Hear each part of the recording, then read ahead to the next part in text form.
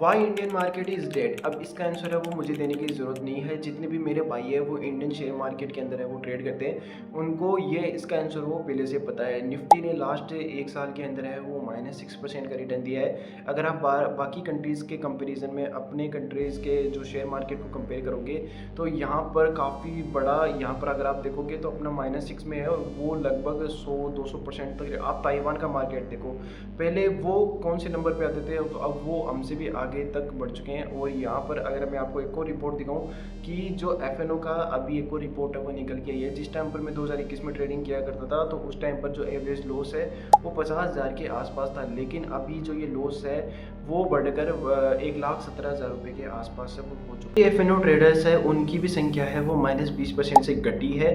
तो जो जितने भी ट्रेडर्स है वो इंडियन शेयर मार्केट को छोड़ के जा रहे हैं, ठीक है। अब उनको पता होगा कि भाई इसके अंदर भी मैंने जैसे कि 1,17,000 रुपये आपको लॉस, नेट लॉस जो मैंने बताया था, इसके अंदर भी ऐसे वो लोग हैं जो कि 25% ट्रांजैक्शन फीस की वजह से लॉस में, ठीक है। चलो वो तो कई है, वो ऐसे भी लॉस में है कि उन्होंने लॉस करवा दिया ना, लेकिन उसमें से भी 25% ऐसे लोग हैं जिन्होंने ब्रोकरेज पे करके या फिर एसटीटी जीएसटी ये सब पे करके वो लॉस के अंदर गए हैं ना। और सेबी ने एक डाटा और दिया था कि अभी जो पहले था 95% है वो एफएनओ ट्रेडर्स है वो लॉस में थे। अभी जो करंट डाटा है वो निकल के आया है वो आया है 87%, ठीक है। अब सेबी ये कह रहा है कि यहाँ पर आप देख सकते हो कि जो लॉस है वो घटकर जो परसेंटेज में आप देख सकते हो 87% हो चुका है। लेकिन यहाँ पर देखने वाली बात ये भी है, नोटिस करने वाली बात ये है कि इसमें जो एक्टिव एफएनओ ट्रेडर्स है वो उसकी भी संख्या है वो काफ़ी ज़्यादा घटी है। तो इसका तो कोई मतलब ही नहीं बनता। और जितने भी ये रूल्स लेके आते हैं तो हर बार है वो ट्रेडर्स की प्रॉब्लम्स घटने की जगह बढ़ जाती है, ठीक है। ये आपने भी रिलेट किया होगा। और पिछली बार हुआ क्या था, 2025 की बात है, जिस टाइम पर बजट है वो अनाउंस हुआ था, शायद 2025 या 2026 की बात है, पूरा मेरे को याद नहीं है, आप मेरे को कमेंट सेक्शन में करेक्ट कर सकते हो। उसमें क्या हुआ कि एसटीटी सब ऐसा सोच रहे थे कि एसटीटी है वो घटेगा, लेकिन गवर्नमेंट ने क्या किया, उसको बढ़ा दिया, ठीक है। तो इससे एफआईज है वो काफ़ी ज़्यादा निराश हुए। उसके बाद में तो लगातार ही आपको सेलिंग है वो देखने के लिए मिली होगी।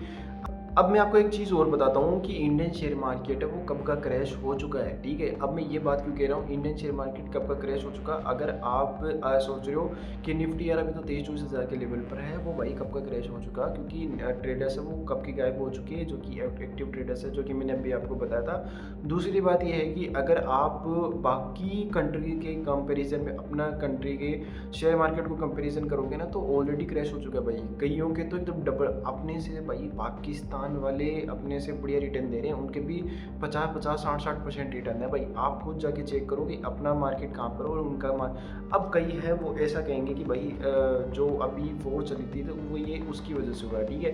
तो देखो उसका इम्पैक्ट है वो ग्लोबली सारी कंट्रीज़ के शेयर मार्केट में पड़ा था, लेकिन ऐसा क्या हो रहा है कि हमारे इंडियन के मार्केट की हालत है वो इतनी ज़्यादा खस्ता है कि निफ्टी है वो लगातार साइडवेज है ना।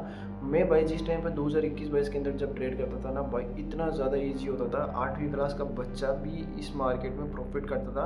2021 से लेकर 2023 तक मार्केट वो एकदम खतरनाक वाला, बहुत बढ़िया था। और अभी मेरे अकॉर्डिंग इंडियन गवर्नमेंट को अभी थोड़ा सा ध्यान देना चाहिए इंडियन मार्केट पे, टैक्स को थोड़ा सा कम करना चाहिए। जो रिटेल इन्वेस्टर्स है और जो एसआईपी कर रहे हैं, जो भी ट्रेडिंग कर रहे हैं, उनकी एक बार राय लेनी ज़रूरी है, उनसे बातचीत बैठ के डिस्कस करना ज़रूरी है।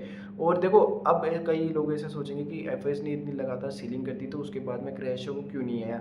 उसका रीज़न है कि एसआईपी की जो कैश फ्लो है वो बढ़ा है। जून जुलाई की यहाँ पर एक रिपोर्ट आई है जो कि एसआईपी के कैश फ्लो की, यहाँ पर आपको यहाँ पर देख सकते हो कि कितना ज़्यादा धीरे धीरे है जो एसआईपी के अंदर है वो भर भर के फंड्स आ रहे हैं। तो मैंने एसआईपी पर भी वीडियो बना रखी है किस तरीके से आप एसआईपी में इन्वेस्ट कर सकते हो। तो एसआईपी की वजह से मार्केट के अंदर पैसा आ रहा है और डीआईज भी लगातार है वो बाइंग कर रही है, तो इसकी वजह से मार्केट है वो थोड़ा सा आपको बुलिश टू रेंज बाउंड ही आपको देखने के लिए मिलेगा। जब तक एफआईज नहीं आ जाएंगे आपको मार्केट है वो इसी तरीके से देखने के लिए मिलेगा। और मेरे को नहीं लगता कि इस साल के एंड तक आपको कोई मार्केट में बहुत बड़ा बुलिश मूवमेंट या फिर निफ्टी आपको 30,000 के लेवल तक आपको जाते हुए दिख सकती है, मुझे ऐसा नहीं लगता। मैं निफ्टी को अब 18-19 हज़ार के लेवल पे देखता हूँ, जहाँ तक मेरा एनालिसिस कहता है, जितना मेरा 6 साल का एक्सपीरियंस कहता है, निफ्टी है वो कुछ दिनों के अंदर है वो बहुत बुरा क्रैश है वो करने वाला है, आप खुद देखना।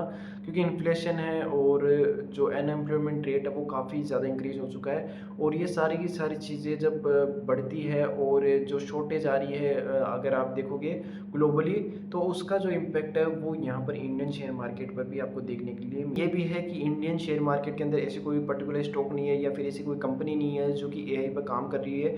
और बाकी कंट्रीज़ है वो एआई से रिलेटेड बहुत सारी डेवलपमेंट कर रही है, बहुत सारी उसमें इन्वेस्टमेंट कर रही है। तो एफआईज को वहाँ पर ज़्यादा अपनी जो दिलचस्पी है वो दिखा रहे हैं, इसीलिए वो एफआईज है वो ताइवान, चीन और अमेरिका के मार्केट में है वो इन्वेस्ट कर रहे हैं। तो इंडिया को भी है वो एआई पे है वो काम करना बहुत ज़्यादा ज़रूरी है।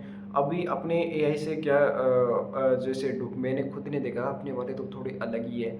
डोगेस का मीम बना रहे हैं, क्या बिल्लियों का मीम बना रहे हैं। तो हमने इतनी ही एआई के अंदर है वो तरक्की की है। तो इंडियन शेयर मार्केट है वो ऑलरेडी डेड हो चुका है, ऑलरेडी वो क्रैश हो चुका है, क्योंकि इंडियन गवर्नमेंट है वो ऐसे ऐसे टैक्स लाती है डेली डेली।